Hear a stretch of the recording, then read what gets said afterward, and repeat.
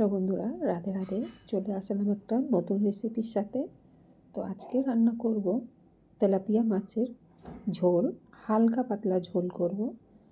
তো মাছকে আগে নুন হলুদ মেখে নিয়ে তেল গরম হয়ে গেছে, ভেজে নেব একে একে করে। মাছ কটা দিয়ে ওলট পালট করে লাল লাল করে মাছটা একটু ভেজে নেব। তেলাপিয়া মাছ একটু কড়া ভাজা না করলে ভালো লাগে না বন্ধুরা। এইভাবে সব কটা মাছ ভেজে নেব।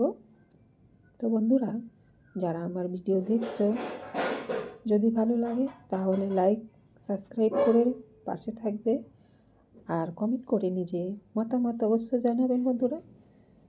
তো এইভাবে মাছগুলো সব কটা ভাজবো, কড়া করে একটু ভেজে নেব তেলাপিয়া মাছ।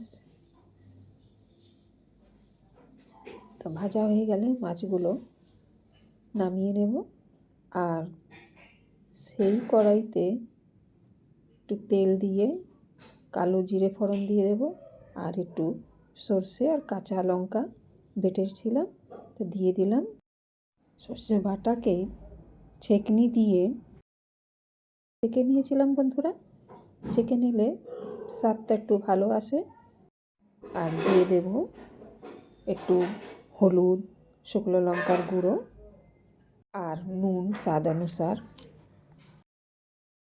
কাঁচা লঙ্কা চিড়ে দিয়ে দিয়েছি। তো মশলাকে ভালো করে কষিয়ে নেব।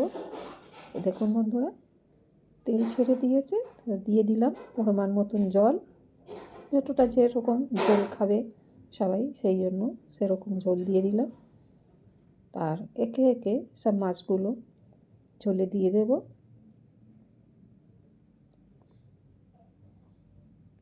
মাছগুলো দিয়ে ভালো করে ঝোলকে ফুটিয়ে নেব।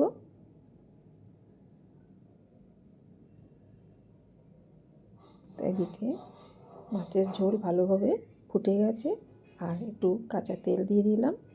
তো মাছের ঝোলটা খেতে স্বাদ হবে বন্ধুরা একটু কাঁচা তেল দিয়ে দিলে। তো বন্ধুরা, আমার এদিকে মাছের ঝোল হালকা পাতলা তেলাপিয়া মাছের ঝোল রান্না হয়ে গেছে।